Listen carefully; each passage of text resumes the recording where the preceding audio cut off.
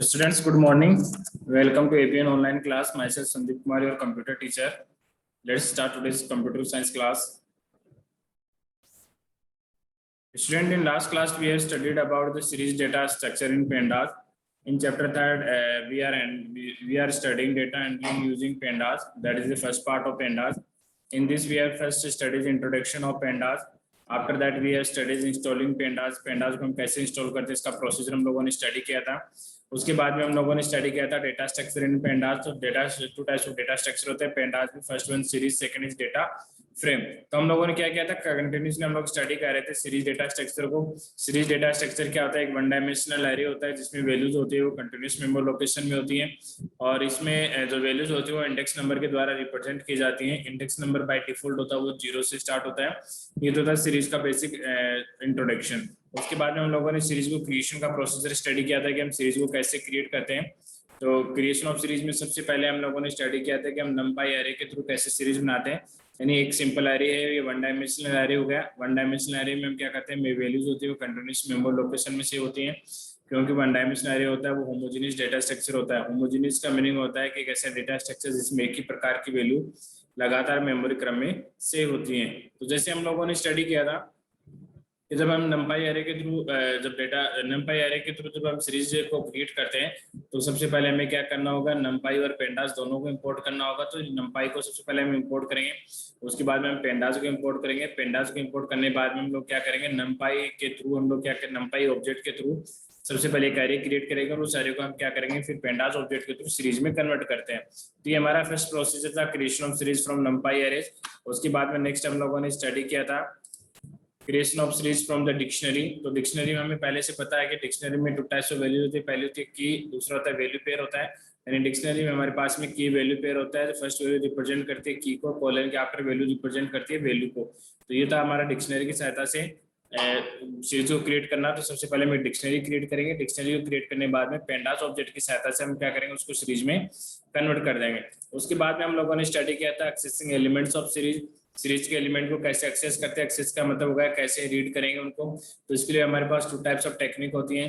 पहली होती है इंडेक्सिंग, दूसरी होती है स्लाइसिंग. तो इंडेक्सिंग में हम क्या करते हैं, डायरेक्टली इंडेक्स नंबर के थ्रू के एलिमेंट्स को एक्सेस करते हैं. इंडेक्सिंग होती है वो 2 टाइप की होती है. First one the positional index, second is the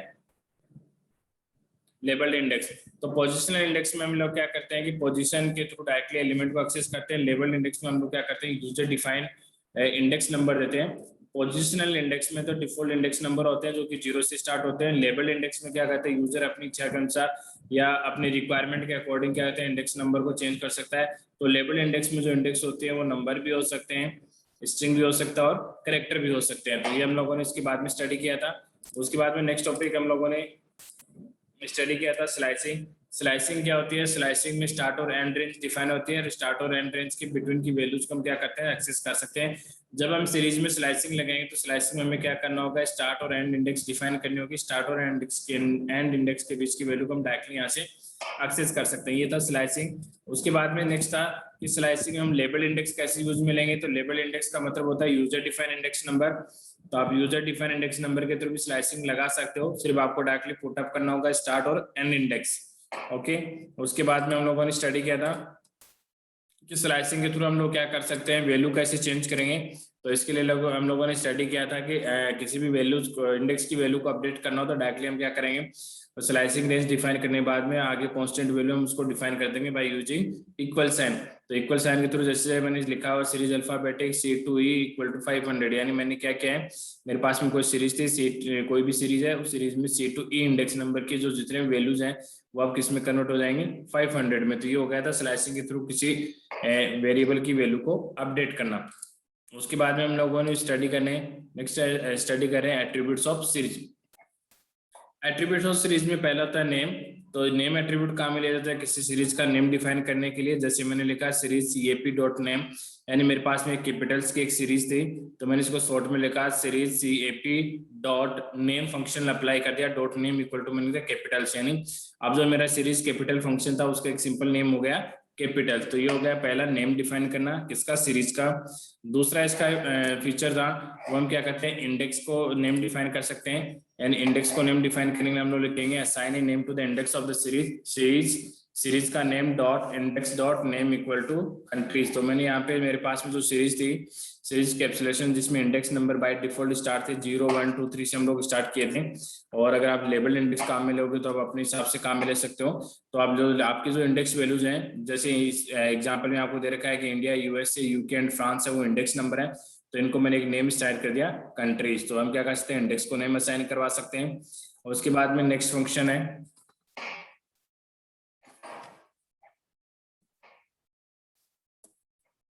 just wait.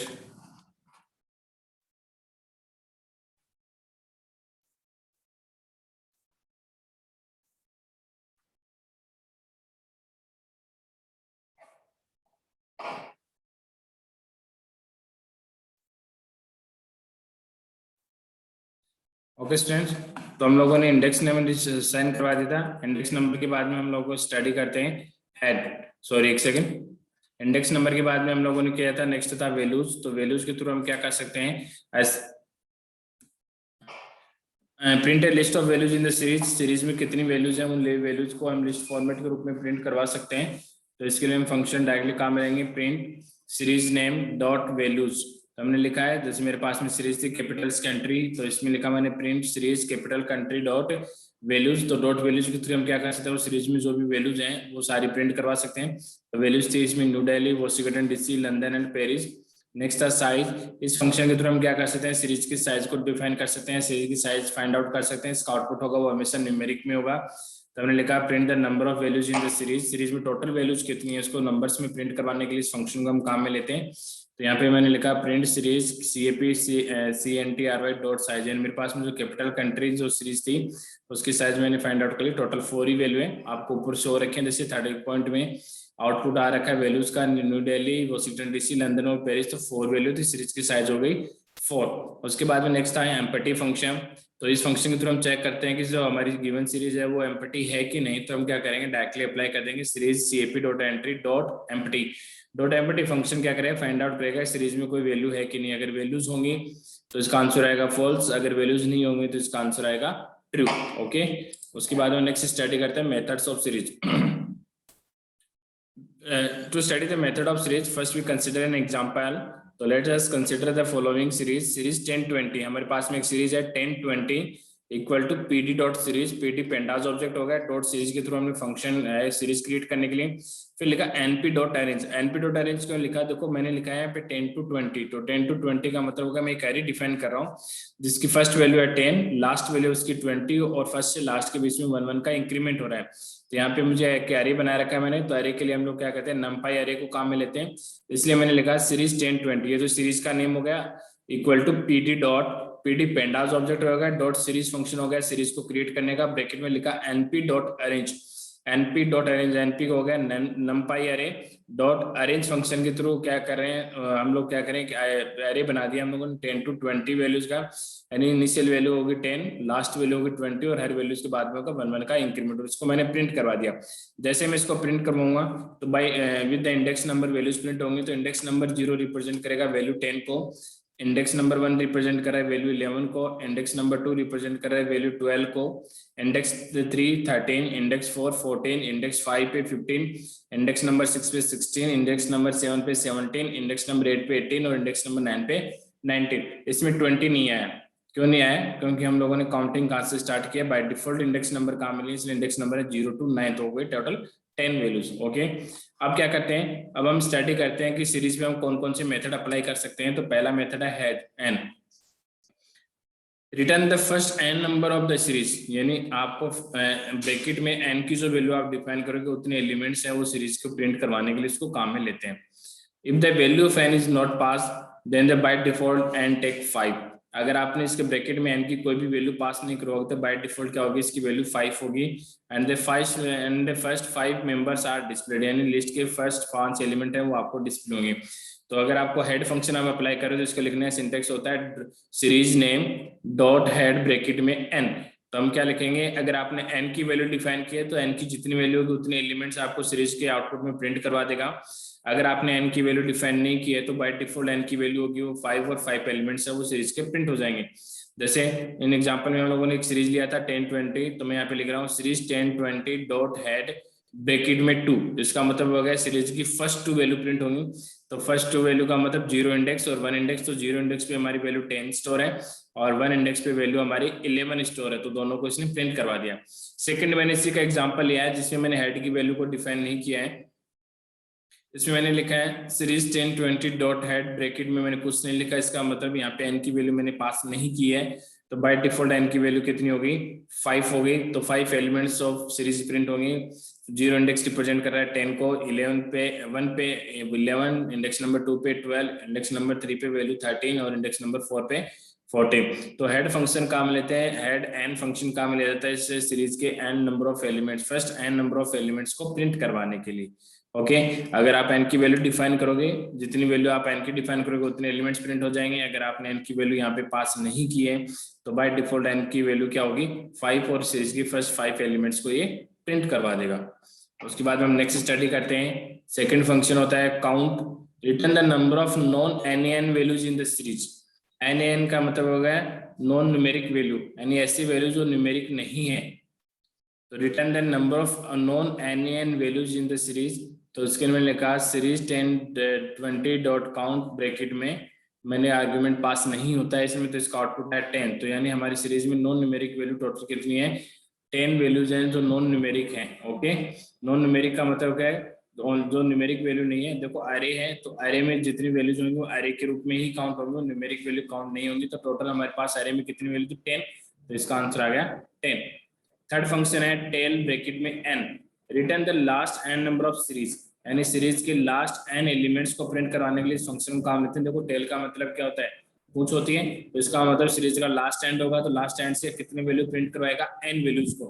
तो return the last n numbers of the series, यानी सीरीज के लास्ट एन नंबर को प्रिंट करवाने के लिए इसको काम लेते हैं।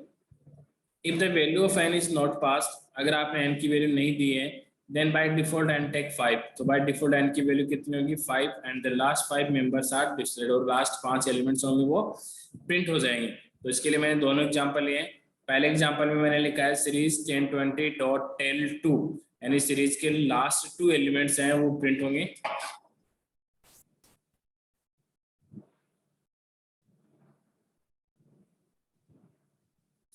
देखिए चैप्टर नंबर 2 के जो क्वेश्चन है वो जब आप ऑफलाइन क्लास में आओगे तो आपको प्रैक्टिकली लैब में परफॉर्म करवाऊंगा मैं, क्योंकि मैं यहाँ करके दिखा दूंगा आपको समझ में नहीं आएंगे, जब आप खुद करोगे तभी समझ में आएंगी सारी चीजें। और जो हम लोग स्टडी कर रहे हैं, जो 12th क्लास में हमारा जितना भी सिलेबस है वो सारा प्रैक्टिकल बेस्ड सिलेबस है। तो अभी जितना थ्योरेटिकल है पॉसिबल है उतना हम थ्योरेटिकल करवा रहे हैं। जैसे हम ऑफलाइन क्लास में अगर आते हैं, मे भी चांसेस हम जल्दी आ जाएंगे, तो ऑफलाइन क्लास में आएंगे तो हम लोग स्टार्टिंग से फिर से पढ़ेंगे। तो हम लोग जब फिर से पढ़ेंगे तो आपका क्या हो जाएगा एज ए रिविजन हो जाएगा, और आप उसको प्रैक्टिकली जब परफॉर्म करोगे तो आपको खुद कुछ चीज समझ में आने लग जाए। मैं करके भी दिखा सकता हूँ, मुझे कोई प्रॉब्लम नहीं है, लेकिन मैं यहाँ करूँगा आप लोगों को समझ में नहीं आएगा कि एसक्यूएल में क्या होता है, कैसे होता है, कैसे आंसर आएंगे, तो उस चीज़ का कोई मीनिंग नहीं है। अगर आप चाहोगे तो मैं यहाँ करवा दूंगा, मुझे कोई प्रॉब्लम नहीं है। बाकी अगर मेरा तो ये मानना है कि आप जब ऑफलाइन क्लास में जब आप आओ उसमें आप खुद अपने हाथ से किसी चीज़ को परफॉर्म करके देखो, कभी भूलोगे नहीं। प्रैक्टिकली यही होता है कि जब स्टूडेंट खुद परफॉर्म नहीं करता तब तक उसको चीज़ समझ में नहीं आती। जब आप खुद करोगे, टेबल्स बनाओगे, डेटाबेस बनाओगे, उन पे क्वेरी करोगे, आपको आउटपुट से होगा, आप डिफरेंट डिफरेंट मेथड लगाओगे, उन पे आप अलग अलग टाइप की मिस्टेक करके देखोगे कि हाँ इस मिस्टेक से क्या हो सकता है, इस मिस्टेक से क्या नहीं होता, तो तभी आप कोई सारी चीज़ समझ में आएंगे। और जो हम लोग पढ़ रहे हैं ना 12th क्लास में, वो हमारा टोटल प्रैक्टिकली है। अभी हम लोग सीरीज पढ़ रहे हैं, जैसे सीरीज डेटा, ये हमारा जो सेकंड चैप्टर है जो हम लोग ये पेंडास पढ़ रहे हैं, पेंडास वाला चैप्टर जैसे हमारा फिनिश होगा तो हम लोग क्या करेंगे वापस इसको एक साइड में स्टडी करेंगे और 1 बाय 1 सारे इसको प्रैक्टिकली परफॉर्म करेंगे।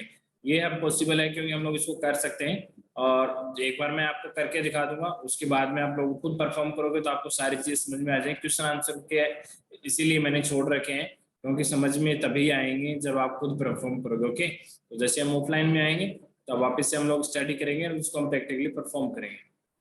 नेक्स्ट हम लोग पढ़ते हैं टेल। टेल फंक्शन क्या करता है, टेल ब्रैकेट में इनसाइड में एन, इसका मतलब होगा सीरीज के last n number of elements को प्रिंट करवाने के लिए इसको काम में लेते हैं। अगर यूजर एन की वैल्यू पास नहीं करता तो बाय डिफॉल्ट ये वैल्यू 5 लेगा और लिस्ट के लास्ट 5 एलिमेंट्स को प्रिंट करवा देगा। जैसे मैंने पहले फर्स्ट एग्जांपल में लिखा है सीरीज 1020 डॉट टेल ब्रैकेट में 2, यानी टेल 2 का मतलब क्या हो गया सीरीज के लास्ट टू एलिमेंट्स कौन से हैं, इंडेक्स नंबर 8 और इंडेक्स नंबर 9। तो इंडेक्स नंबर 8 पे 18 सेव है और इंडेक्स नंबर 9 पे 19 सेव है।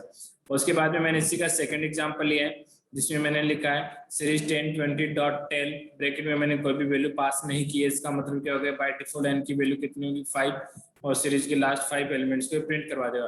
देखो यहाँ पे थोड़ा सा टाइपिंग मिस्टेक है, पुट लिखा हुआ है आउटपुट है, आप इसको चेक करेक्शन कर लेना। लास्ट 5 एलिमेंट्स हैं तो 5 एलिमेंट्स का मतलब होगा index number 5 to index number 9 elements print होंगी।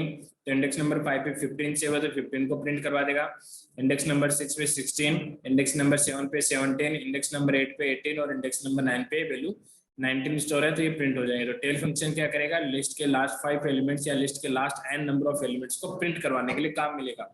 अगर भी यूजर के द्वारा n की वैल्यू पास नहीं की जाएगी तो बाय डिफॉल्ट n की वैल्यू 5 होगी। ओके, नेक्स्ट स्टडी करते हैं।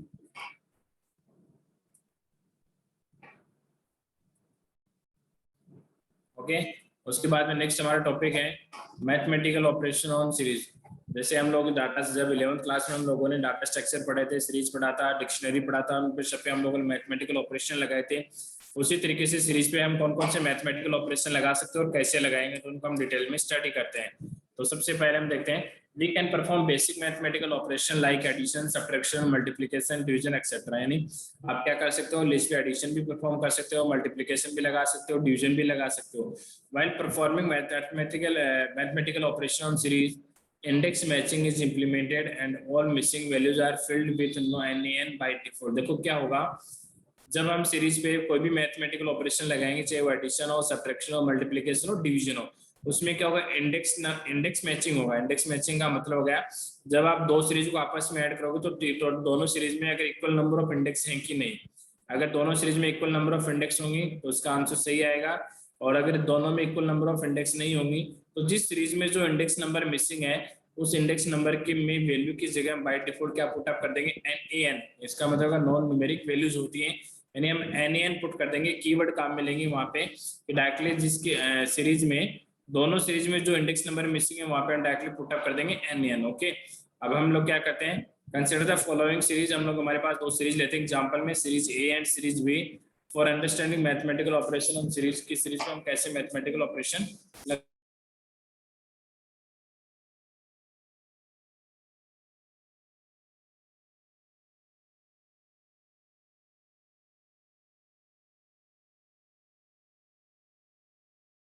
Okay student. तो सीरीज में मैथमेटिकल ऑपरेशन हम लगाने के लिए हम लोग क्या करते हैं, दो सीरीज का एक एग्जांपल कंसीडर करते हैं जिसमें हमारे पास पहली सीरीज है, दूसरी सीरीज है B। तो हम लोगों ने पहले सीरीज A को क्रिएट कर लिया, तो इसमें लिखा series A equal to PD dot series, यानी पेंडाज ऑब्जेक्ट को सबसे पहले हम, जैसे हम पेंडाज में प्रोग्रामिंग करेंगे तो सबसे पहले हमें एक लाइन लिखनी होगी, इंपोर्ट पेंडाज एज ए PD। वो हमारी बाय डिफॉल्ट लाइन होगी तो हम पेंडाज को इंपोर्ट कर लेंगे।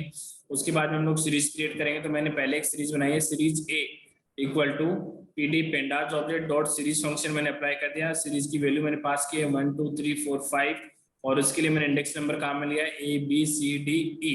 ओके, और उसके बाद में सीरीज को प्रिंट करवा दिया। तो इसका मतलब हो गया इंडेक्स A रिप्रेजेंट कर रहा है 1 को, इंडेक्स B रिप्रेजेंट करता है 2 को, इंडेक्स C रिप्रेजेंट कर रहा है 3 को, इंडेक्स D रिप्रेजेंट करता है 4 को और इंडेक्स E रिप्रेजेंट कर रहा है 5 को।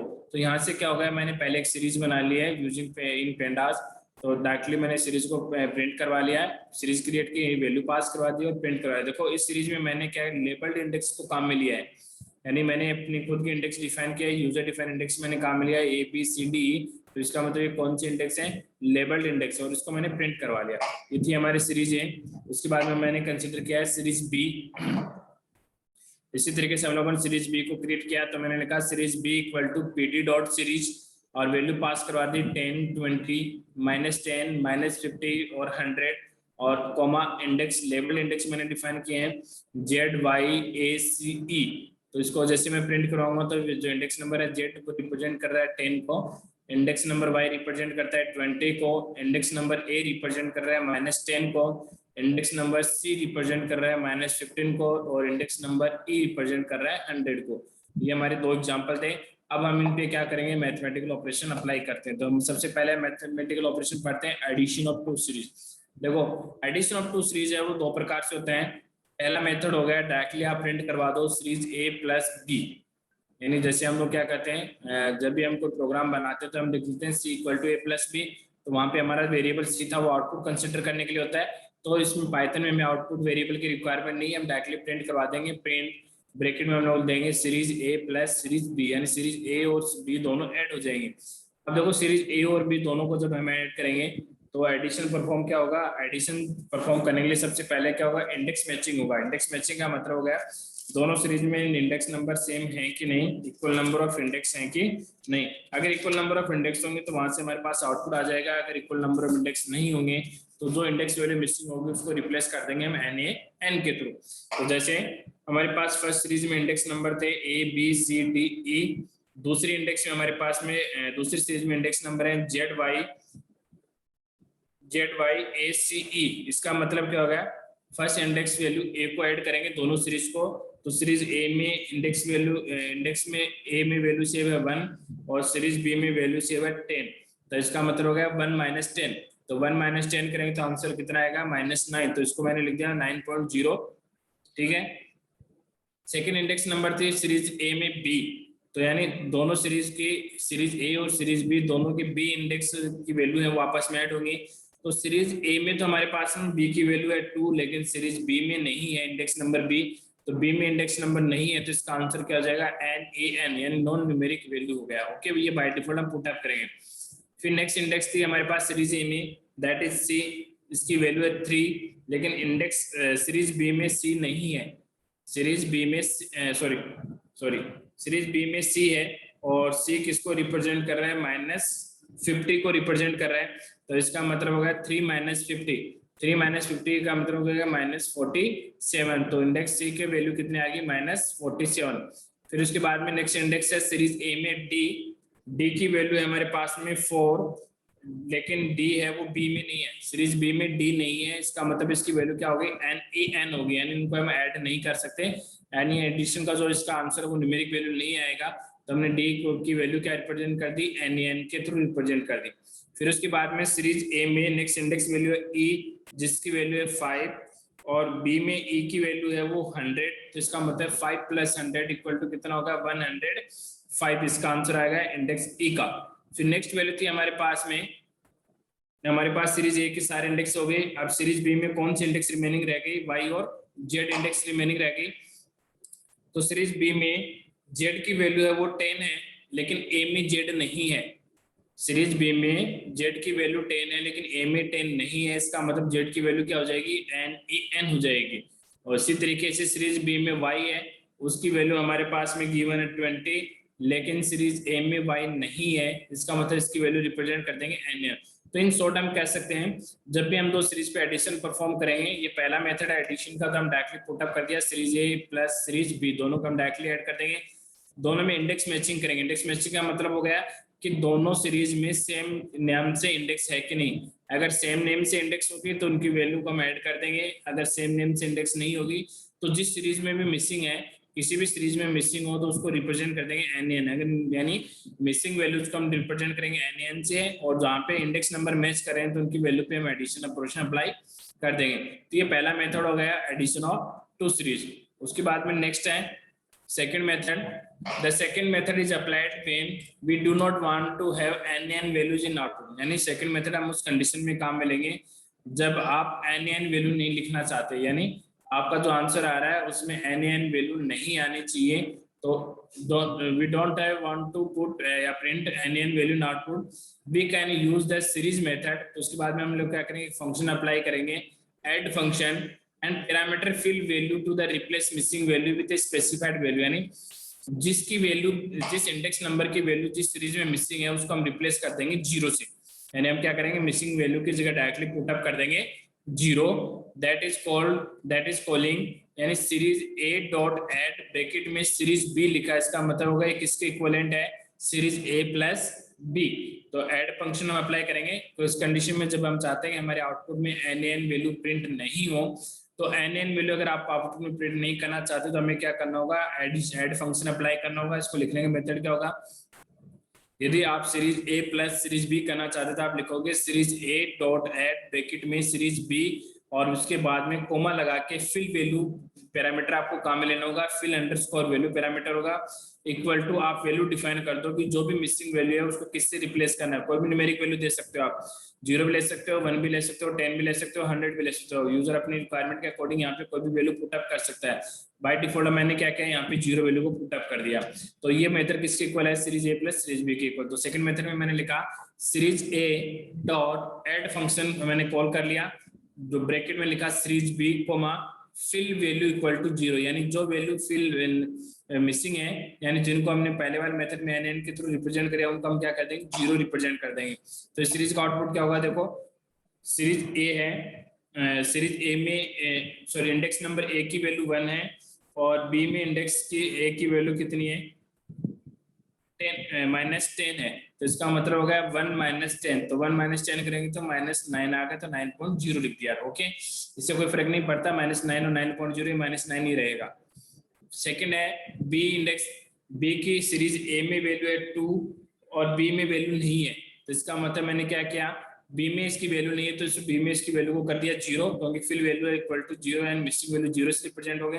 तो 2 + 0 को ऐड करेंगे तो क्या होगा 2.0 यानी 2। ओके, फिर index number c, index number c की ए में वैल्यू है 3 लेकिन बी में वैल्यू कितनी है -50, तो इसका मतलब होगा 3 - 50 करेंगे तो आंसर क्या होगा -47।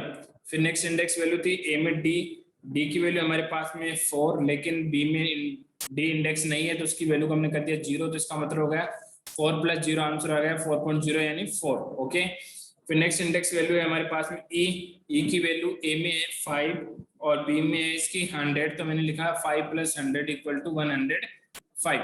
उसके बाद में मिसिंग वैल्यू कौन सी रहेगी, इंडेक्स नंबर जेड और वाई जो बी में है, तो पहले हम लिखा वाई, तो वाई इंडेक्स की वैल्यू की बी में क्या है 20 लेकिन ए में नहीं है, तो इसका मतलब ए में इसकी वैल्यू क्या हो गई 0, तो 20 + 0 आंसर क्या हो गया 20 हो गया। फिर नेक्स्ट इंडेक्स वैल्यू थी जेड, जेड की वैल्यू बी में है 10 लेकिन ए में नहीं है, तो इसका मतलब ए में वैल्यू क्या हो गई 0, तो इसका मतलब 10 + 0 = 10। तो ये हो गया सेकंड मेथड। यानी फर्स्ट मेथड में हम लोग क्या करेंगे, एडिशन में दो सीरीज को directly plus operation through add कर देंगे, जो वैल्यू जिस इंडेक्स की वैल्यू मिसिंग होगी उसको एन से रिप्रेजेंट कर देंगे। सेकंड मेथड होगा एडिशन में, अगर आप चाहते हो कि हमारे आउटपुट में एन वैल्यू नहीं आए तो आपको क्या करना होगा, ऐड फंक्शन को कॉल करना है। ऐड फंक्शन में आप लिखोगे series a dot add bracket में सीरीज बी कोमा, आप एक पैरामीटर काम में लोगे fill underscore value equal to, आप वैल्यू डिफाइन कर दो 0 1 2 3, यानी जो भी वैल्यू मिसिंग है उसको रिप्लेस कर दिया 0 से 1 से या 100 से, और डायरेक्टली आप एडिशन ऑपरेशन अप्लाई कर सकते हो। तो ये हमारा सेकंड मेथड होगा एडिशन का। तो ये हमारा फर्स्ट था अरिथमेटिक ऑपरेशन एडिशन, इसको हम सीरीज में दो टाइप से लगा सकते हैं। ओके स्टूडेंट, नेक्स्ट हम स्टडी करते हैं subtraction. Subtraction of two series can be done in two different way, वही सेम मेथड होगा सब्ट्रैक्शन का। तो हम पहले मेथड में हम लिखते हैं series a minus series b, and directly हम सब्ट्रैक्शन ऑपरेशन लगा देंगे और जो वैल्यू मिसिंग होगी उसको किससे रिप्लेस कर देंगे, एन से रिप्लेस कर देंगे। तो जब सीरीज ए माइनस बी करते हैं तो इंडेक्स नंबर ए की वैल्यू ए में है 1 और बी में वैल्यू कितनी है इसकी -10, तो मैंने लिखा ए 1 -10, तो माइनस माइनस हो गया प्लस में कन्वर्ट, तो हो गया ए की वैल्यू हो गई 11। सेकेंड इंडेक्स था बी, बी की वैल्यू ए में है 2 लेकिन सी में नहीं है, सीरीज बी में नहीं है जिसको रिप्रेजेंट कर दिया एन के थ्रू। फिर नेक्स्ट इंडेक्स वैल्यू है 3 जिसकी ए में वैल्यू है 3, सॉरी नेक्स्ट इंडेक्स है सी जिसकी ए में वैल्यू है 3 और बी में वैल्यू है -50, तो लिखा मैंने 3 -50, तो माइनस माइनस कन्वर्ट हो गया प्लस में, तो होगा 3 + 50 53। फिर नेक्स्ट इंडेक्स वैल्यू है डी, डी की ए में वैल्यू है 4 लेकिन बी में नहीं है, तो इसको रिप्रेजेंट कर दिया एन के थ्रू। नेक्स्ट इंडेक्स है ई, ए की वैल्यू वो ए में है वो 5 है और बी में कितनी है इसकी 100, तो मैंने लिखा 5 - 100, तो 5 - 100 का मतलब माइनस का 95, तो ए का आंसर हो गया -95। Next index value y, y की वैल्यू बी में तो है लेकिन ए में नहीं है, तो ए में नहीं है तो इसको हम डायरेक्टली पुट अप कर देंगे एन के through. Second next index number है जेड, जेड की वैल्यू बी में तो है लेकिन ए में नहीं है, तो ए में इसको डायरेक्टली पुट अप कर देंगे एन के थ्रू। ओके, तो ये हमारा गया सब्ट्रैक्शन का पहला मेथड। अब हम सेकंड मेथड स्टडी करते हैं सब्ट्रैक्शन का। सेकंड मेथड भी सेम वही है एडिशन की तरह, यहाँ पे हम फंक्शन काम में लेंगे SUB, यहाँ पे हम फंक्शन किसको कॉल करेंगे SUB को और मिसिंग वैल्यू को हम रिप्लेस करवा देंगे। तो मैंने लिखा series A dot subtract bracket में लिखा series B comma fill underscore value equal to 1000, यानी मैंने क्या कर दिया, जो मिसिंग वैल्यू है उसको 1000 से रिप्लेस कर दिया और सबट्रैक्शन ऑपरेशन यहाँ पे अप्लाई कर दिया। तो जब सबसे पहले हम क्या करेंगे, जब सबट्रैक्शन ऑपरेशन लगाएंगे तो सीरीज A में इंडेक्स वैल्यू है A की वैल्यू है 1 और B में इसकी वैल्यू कितनी है -10, तो इसका मतलब हो गया 1 माइनस -10, तो माइनस माइनस प्लस में कन्वर्ट होगा तो A इक्वल टू 11। सेकेंड है B की वैल्यू A में तो है 1 और सीरीज B में नहीं है, तो B में नहीं होने का मतलब वहां पे रिप्लेस कर देंगे 1000 से, तो हम लिखेंगे 2 माइनस 9 1000 सॉरी 100 2 माइनस 1000 में से 2 माइनस करेंगे तो माइनस का 998 आ गया। इसी तरीके से C में इंडेक्स वैल्यू है, C की A में इंडेक्स वैल्यू है 3 और B में इसकी वैल्यू है -50, तो हमने लिख दिया 3 माइनस -50, तो इसका मतलब माइनस माइनस प्लस में कन्वर्ट हो गया, तो C इक्वल टू हो गया 53। D की वैल्यू है वो A सीरीज में तो 4 है लेकिन B में नहीं है, तो यहाँ पे क्या हो जाएगा 4 माइनस 1000 तो 4 माइनस 1000 करेंगे तो क्या आ गया 996 माइनस की वैल्यू आएगी। A की इंडेक्स वैल्यू है वो A में है 5 और B में है 100, तो इसका मतलब 5 माइनस 100 तो माइनस का 95 आ गया। फिर इंडेक्स वैल्यू Y की वैल्यू B में है 20 लेकिन A में नहीं है, तो इसका मतलब क्या होगा 1000 माइनस 980 1000 माइनस 20, तो इसको करेंगे तो आंसर क्या होगा 980। ओके स्टूडेंट, आपकी नेक्स्ट क्लास स्टार्ट होने वाली है, तो आज की क्लास को हम लोग यहीं स्टॉप करते हैं। इसके आगे का हम लोग नेक्स्ट क्लास में स्टडी करेंगे। Okay, thank you, have a nice day.